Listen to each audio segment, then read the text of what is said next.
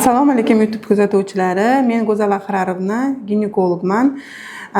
Hozirgi kunda juda ko'p ayollarda va qizlarda immunopolikistoz kasalligi ko'payib ketmoqda. O'zimning tajribamda ham 10 ta patsientimdan 9 tasida mana shu muammo bilan juda ko'p uchrab kelishyapti. Polikistoz kasalligi nima o'zi bu? Keltirib chiqaruvchi sabablari nima? Qanaqa klinikalari bor? Buni tashxislash mezonlari qanaqa va davolash tartiblari qanaqa? Bu haqida keling sizlar bilan gaplashamiz. Polikistoz bu nima degani? Tuxumdonlarda normada follikulalar soni miqdori bo'ladi. Именно o'sha follikulalarning miqdori 14 tadan ko'p bo'lsa, biz polikistoz deymiz. Ya'ni ikkala tuxumdonda ham normada follikulalarning sonini sanab chiqqanimizda 14 tadan ko'p bo'lishi kerak.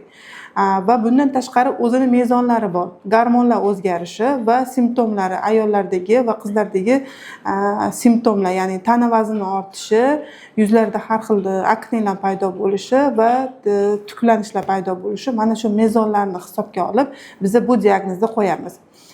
Keltirib chiqaruvchi sabablariga kelsak, boshida o'sha aytganimdek, birinchi o'rinda ayollardagi gormonal o'zgarish. Bu nima degani? Har bitta ayolda jenskiy gormonlari bor. Ana shu gormonlar LGFSgni va testosteron miqdorini normadan nomutanosib ravishda ishlash natijasida kelib chiqadi.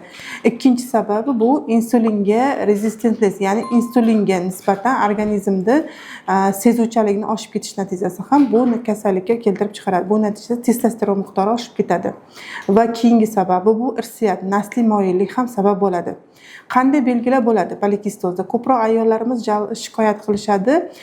Tana vazni ortib ketishi, soch to'kilishi, bundan tashqari hayz siklini buzilishiga yoki hayz siklini kelmasligiga va yuzda aknelar paydo bo'lishi va sertukligiga murojaat qilishadi va ayniqsa turmushga chiqqan qizlarimiz asosan bepushtlik bilan murojaat qilishadi. Bularda biz nimani tekshiramiz? Asosiy tekshirish usullari bu UZI tekshiruvi, ya'ni tuxumdonlarni ko'rish va gormonlarga tekshirish hamda insulinni normadami yo'qmi shuni tekshirishni o'tkazamiz. Bu tekshiruvlar natijasini hammasini qabul qilgan holatda o'sha asosiy mezonlariga qarab turib bizda polikistoz diagnozi qo'yiladi.